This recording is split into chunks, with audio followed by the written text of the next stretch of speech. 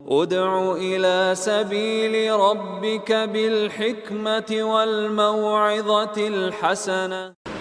نہیں، مسلمانوں کے پستی، کمزوری اور نیچے جانے کی یہی وجہ ہے کہ ہم نے سیرت کو بھلا دیا اور اپنے نبی کے پیغام کو بھلا دیا. ہم اپنا مقصد بھول گئے، قرآن کو کاٹ میں سجا دیا. قرآن کہتا ہے کہ مجھے تو لوگ کاٹ میں سجا دیتے ہیں، پڑھتے نہیں ہیں. اگر پڑھتے ہیں کوئی تو اس پر عمل نہیں کرتے. آج 17ویں رمضان ہے.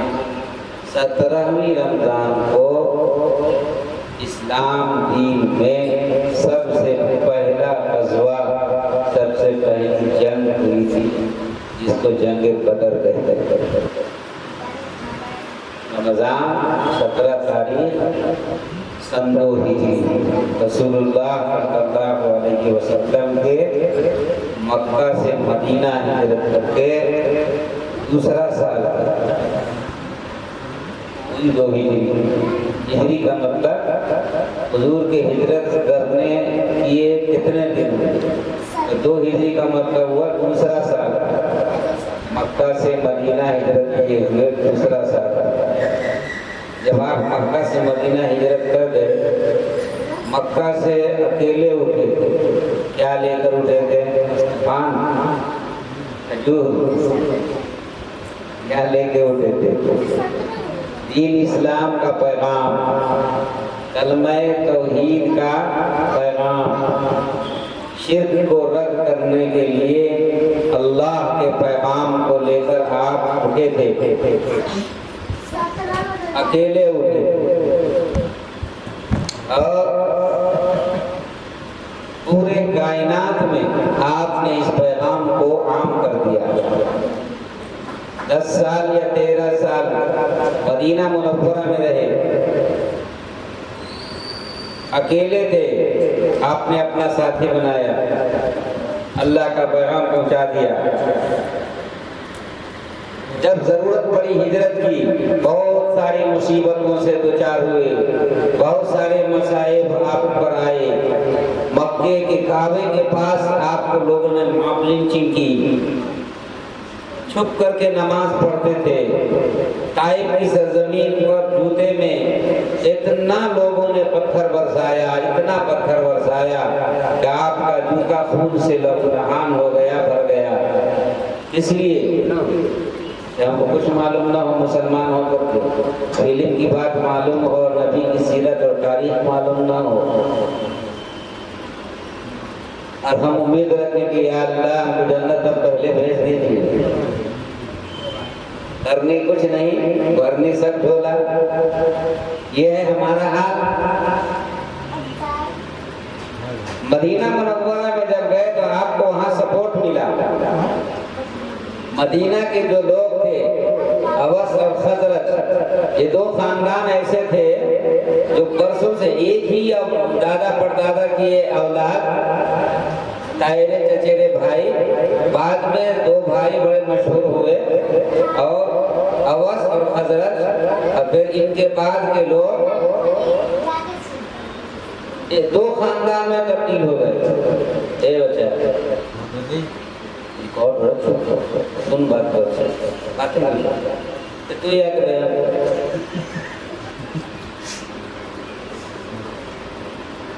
تو 2 خاندان مدینہ کے اوس اور خزرج شروع میں ایک دوسرے پر اس طرح سے چڑھے ہوئے تھے بات پر کہ ایک دوسرے کا خون پینے کے لیے تیار ہے. مگر جب مدینہ منورہ آپ ہجرت کر گئے، رسول اللہ صلی اللہ علیہ وسلم کا فرمان دل میں بیٹھ گیا. مواخات آپ نے کر دی، بھائی چارہ آپ نے بنا دیا اور ایک دوسرے سے متحد ہو گئے. حضور صلی اللہ علیہ وسلم کی تعلیم پر عمل کر کے ایک ایک بن گئے تو وہی اوس وہی خزرج ایک دوسرے کے خون کے جو پیاسے تھے اتنے شیر و شکر بن گئے، اتنے متحد اور میٹھے بن گئے اور مل کر رسول اللہ صلی اللہ علیہ وسلم کے ساتھ دینے لگے۔ آپ صلی اللہ علیہ وسلم مدینہ میں مکہ سے ہجرت کرنے کے بعد پوری طرح متحد ہو کر وہاں کے اوس اور خزرج خاندانوں کو ملا کر اپنے ساتھ ملا لیا، اور انصار لوگ وہی لوگ بنے، اور آپ کی جماعت مہاجرین تھی اور وہاں کے رہنے والے سب مل جل کر کے مدینہ کو جب سینٹرل بنا دیا تو مکہ کے لوگوں کے بارے میں بھی آپ نے خبر رکھی۔ قریش، ابو جہل، ابو سفیان، عتبہ، شیبہ اور مشرکین مکہ یہ اسلام دین کو ختم کرنے کے لیے ایڑی چوٹی کا زور لگائے ہوئے، تو آج بھی وہی حال ہے۔ یعنی پاگل دیوانہ قسم کا لوگ جس کے دماغ میں اللہ بدن تو دیا مگر دماغ میں جو بھیجا دیا اس میں اللہ تعالیٰ بھیجے میں طاقت نہیں دی، قوت نہیں دی، پاگل ہی قسم کے لوگ کیا کرتے ہیں، وہ بلا کو مار دو تو ختم ہو جائے۔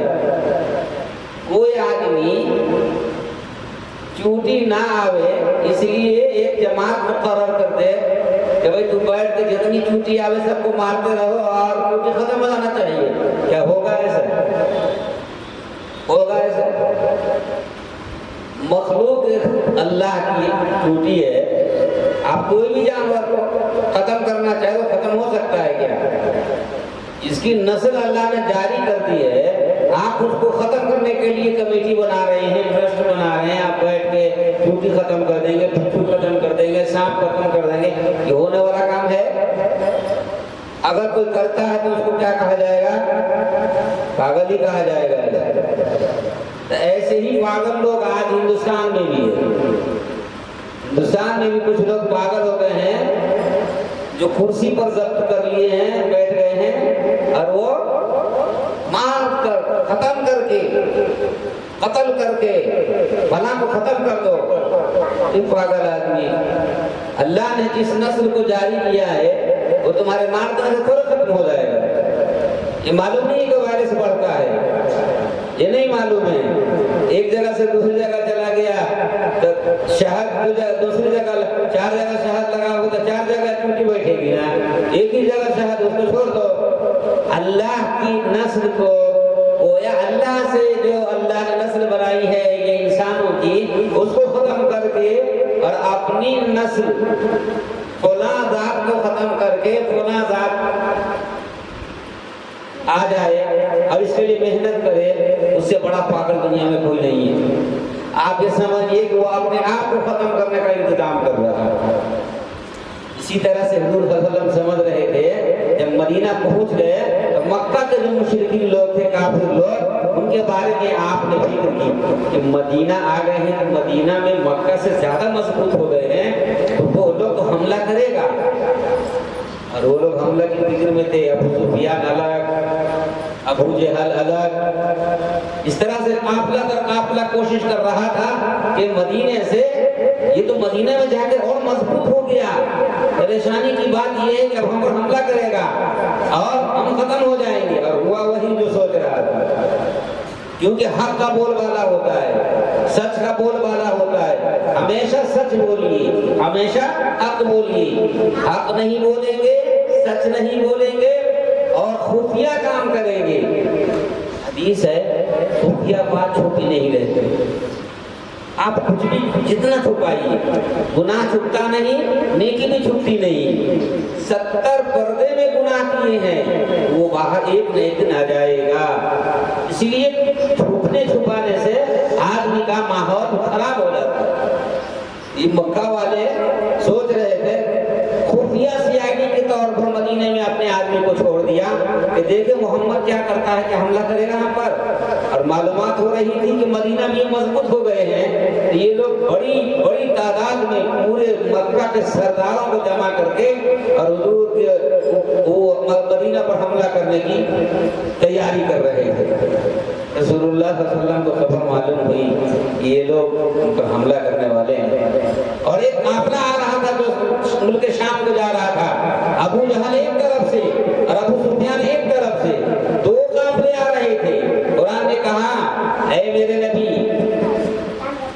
تم کو دو کافر جماعت سے مقابلہ کرنا ہوگا اور سامنا ہوگا، اور دو جماعت سے مراد مکہ کا دو سردار، ایک ابو جہل ایک ابو سفیان۔ ابو جہل ہزاروں کی لشکر فوج لے کر آ رہا تھا اور سفیان بھی، اور دو میں سے ایک سے مقابلہ ہوگا۔ اللہ نے پہلے ہی وعدہ کر لیا حضور سے کہ اس مقابلے میں آپ جیتیں گے اور آپ کی فتح ہوگی۔ وَلَقَدْ نَصَرَكُمُ اللَّهُ بِبَدْرٍ وَأَنْتُمْ کیا ہے اذلہ۔ بدر کے میدان میں اللہ تعالیٰ تمہاری مدد کیے تھے، اور مسلمانوں کی حیثیت بتا رہے ہیں کہ تمہاری کوئی حیثیت نہیں تھی۔ 313 حضور صلی اللہ علیہ وسلم کا لشکر اور آپ کی فوج کتنی تھی؟ 313، اور مشرکین مکہ کی فوج ابو جہل وغیرہ کی کتنی تھی؟ 1000 سے زائد۔ آپ کے پاس تیر روکنے کا 6 جو فوجی لباس ہوتا ہے زرہ بولتے ہیں، 6 زرہ تھے، 2 گھوڑے تھے، 8 تلوار تھی اور 313 آدمی تھے۔ بس کل کائنات یہی تھی، اس کی رسول اللہ صلی اللہ علیہ وسلم کی، اور کوئی لڑائی جنگی تیر تلوار اور بہت زیادہ فوج نہیں تھی، اور ادھر 1000 سے زیادہ لشکر، اور سب لیس اسلحہ تلوار تیر اور طاقتور، یہ بڑے بڑے جنگی مکہ کے سردار۔ جب میدان بدر میں آپ پہنچ گئے تو آپ سے پہلے وہ لوگ پہنچ چکے تھے، مگر اللہ تعالیٰ نے ان کو موقع نہیں دیا۔ چشمہ اور پانی کی جگہ پر قبضہ رسول اللہ صلی اللہ علیہ وسلم کا ہوا۔ اللہ آپ کو چشمے کی جگہ عطا فرمائی، اور آپ نے کہا کہ چشمہ یعنی پانی کی جگہ پر پہلے قبضہ کرو، اس لیے کہ اگر ابو جہل یا اور مشرکین مکہ والی فوج کو اگر چشمہ پر قبضہ اگر وہ کر لیتے تو جیسے میدان کربلا میں دریائے فرات پر قبضہ کر لیا تھا، تو ایک گھونٹ پانی کے لیے ظالموں نے حضرت امام حسین اور علی اصغر کو ترسا دیا، اور پانی مانگا تو منہ میں نیزہ پھینک کر منہ کو خون سے پیاس بجھا دی۔ ایسے ہی یہاں پر بھی کرتا۔ اللہ نے فرمایا کہ آج ہم تمہاری مدد کریں گے، چشمے پر پانی پر آپ کو قبضہ ہوا، اور آپ نے اسی لیے قبضہ کیا پہلے کہ ہم کو پانی ملے گا تب خود بھی پیئیں گے اور دشمن کو بھی پلائیں گے۔ آپ نے چشمہ پر قبضہ کر کے خود بھی پانی پیا، اور مخالف جس سے لڑنے گئے جو لڑنے آیا ہے اس کو پانی کی ضرورت ہے تو اس کو بھی پانی پلا رہے ہیں۔ یہ بدتمیز یہ بھی نہیں سمجھ رہا تھا کہ رحمت للعالمین آئے ہوئے ہیں جو پانی کا روک نہیں لگا رہے ہیں۔ اتنی سمجھ اس کی چلی گئی تھی، جس کی قسمت خراب ہوتی ہے اللہ پہلے عقل چھین لیتا ہے۔ تو وہی ہوا، نبی کریم صلی اللہ علیہ وسلم پانی بھی پلا رہے ہیں، لیکن اس کو سمجھ میں نہیں آ رہی ہے بات۔ جنگ ہوئی، پہلے جنگ کیسے ہوتی تھی؟ پہلوانی، آپ کی طرف سے ایک آدمی آئے گا، میری طرف سے ایک آدمی جائے گا، اور وہ دونوں لڑیں گے، پھر دونوں میں سے کوئی ایک جائے گا جس کا قتل ہوگا، اس کی طرف سے پھر ایک آدمی لڑنے آئیں گے۔ پہلے اس طرح سے پہلوانی ہوا کرتی تھی۔ میدان بدر میں سب ہارا ہوا، یہ حافظ صاحب میدان بدر کو دیکھ کر آئے ہیں، اور دونوں طرف سے جنگی لوگ سب باندھے کھڑے لڑکانا ایک دوسرے کو۔ ابو جہل نے کہا کہ بھیج، تیری طرف سے کون لڑنے آئے گا؟ تو آپ نے 2 آدمی کو بھیجا، کہا یہ کمزور 2 انصار گئے تھے لڑنے کے لیے، یہ کیا کمزور آدمی کو بھیجی ہو؟ ارے ہم مکہ کے سردار ہیں، اور تم ایک مضبوط قسم کے آدمی کو بھیجو جو مشہور ہو، جس کو ہم جانتے ہیں، ہم جس کو جانتے نہیں ہیں، تم اس کو کیوں بھیج دیا؟ اور پھر آپس میں بھی لڑنے لگے ابو جہل۔ کیا چھوڑ دو، یہ کمزور لوگ ہے، اس کے پاس کچھ نہیں ہے، نہ تیر ہے نہ تلوار ہے نہ کچھ نہیں ہے، اور تعداد میں کم ہے، ہم مکہ کے سردار ہیں، لڑیں گے اس سے جو چبانے والا ہو، اس سے لڑ کے کیا ہوگا؟ آپس میں بھی لڑنے لگے۔ ابو جہل نے کہا کہ مقصد ہمارا بہادری دکھانا نہیں ہے، مقصد ہمارا دین اسلام کے ماننے والے کو مٹانا ہے۔ ابھی بہت اچھا موقع ہے، 313 ہے، چٹکی میں ہٹا دیں گے اور مٹا دیں گے، تو سب بعد میں کریں گے، یہ سب شان بان کی کا بات چھوڑ دو۔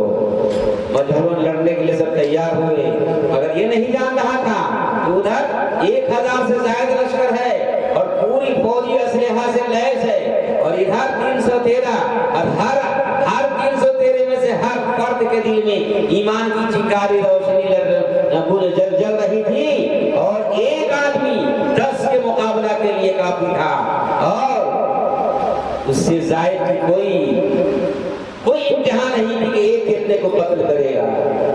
میدان جنگ میں جب ان دونوں کو واپس کر دیا گیا، حضور صلی اللہ علیہ وسلم نے کس کو پہلے بھیجا، اس کے بعد کس کو بھیجا؟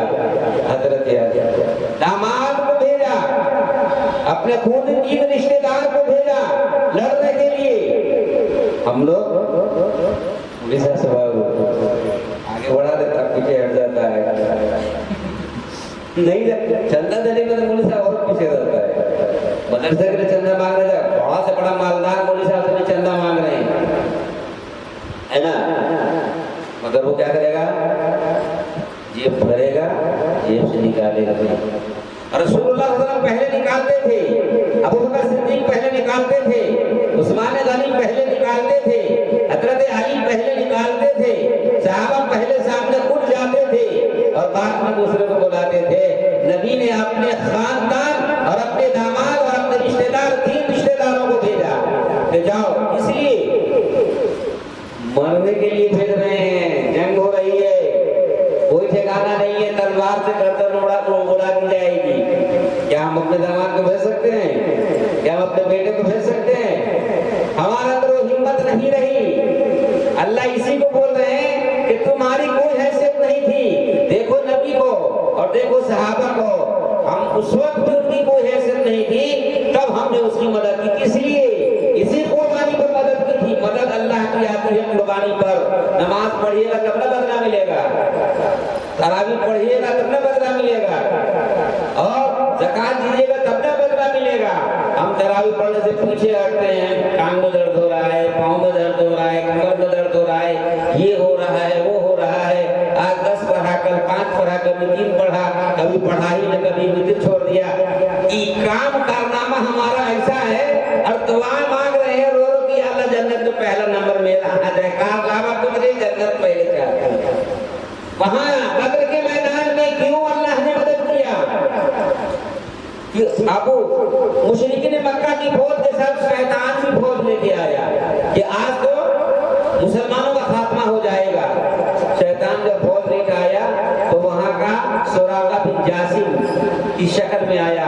وہ لوگ سوچا کہ اور ہماری مدد کے لیے ہمارے لیے آدمی آ گئے ہیں، حالانکہ شیطان تھا۔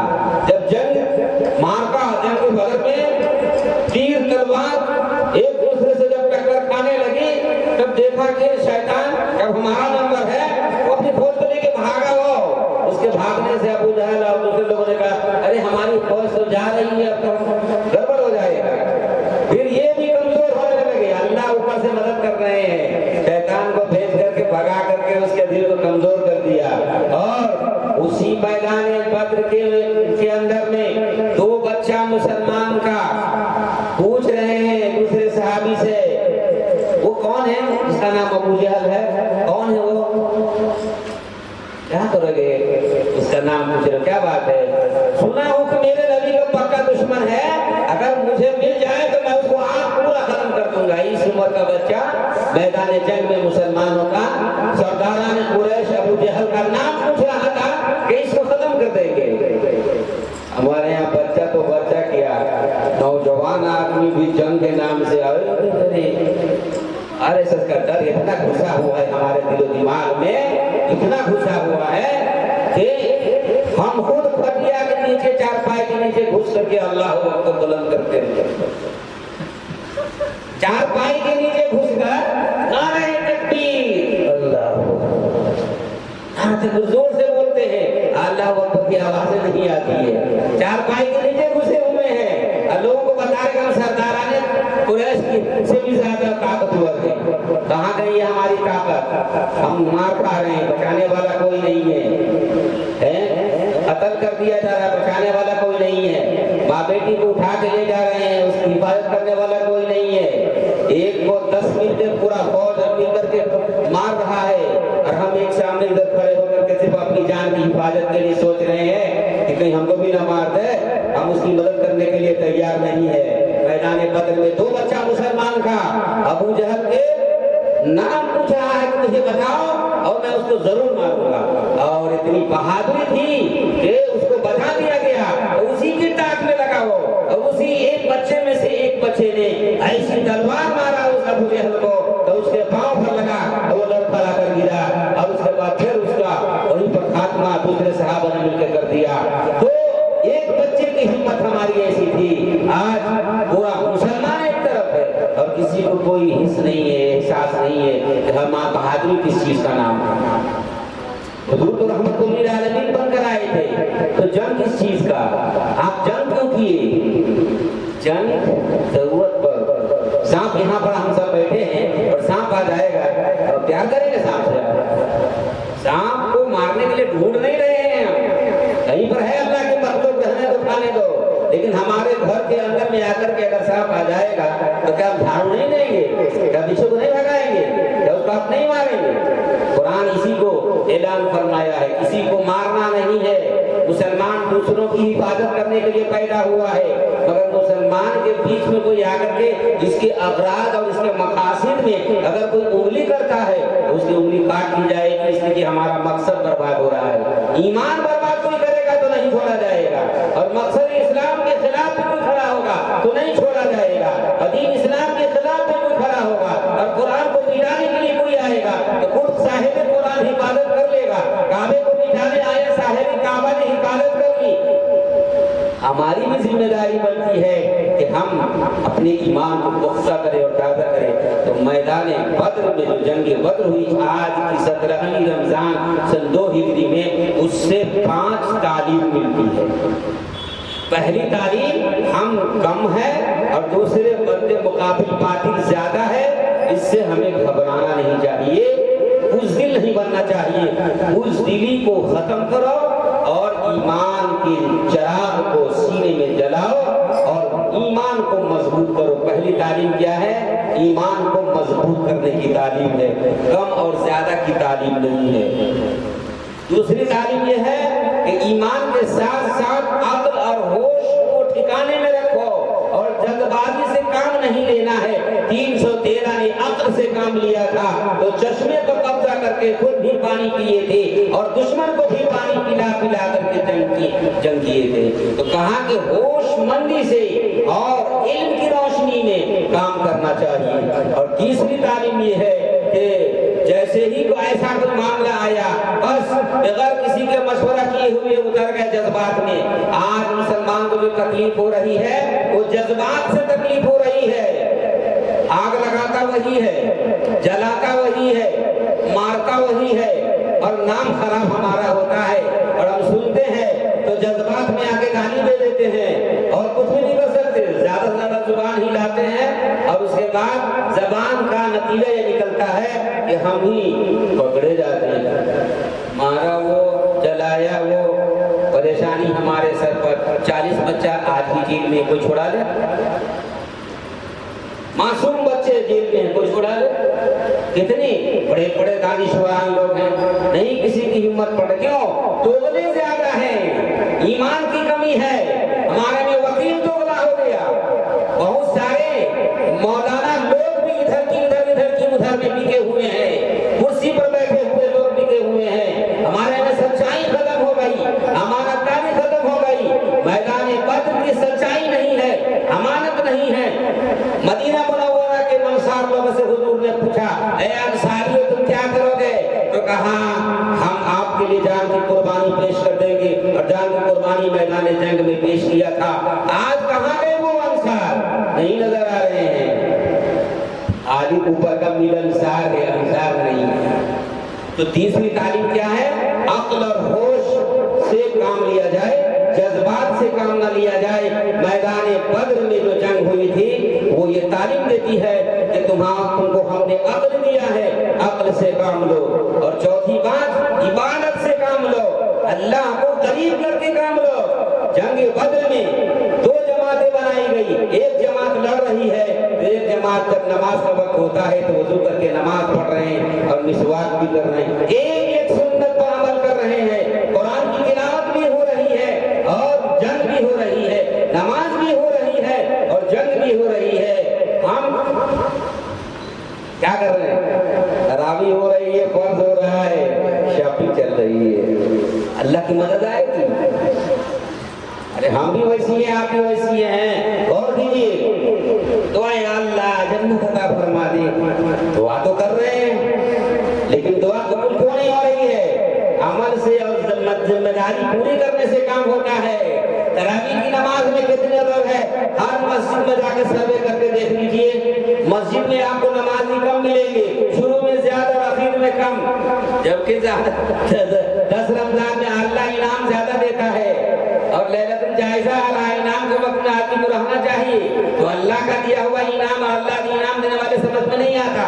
और नमाज छोड़ के, तरावी छोड़ करके फिर उधर काम में जाकर देख लीजिए, ढकिया का लोग खाना खा रहा है और पेट में इतना दाव रहा है कि समझ में नहीं आ रहा है, खाने के पीछे पड़ गया। और कबाब, बिरयानी, मिठाई, सेवियां, पैसे की भी कोई कदर नहीं है।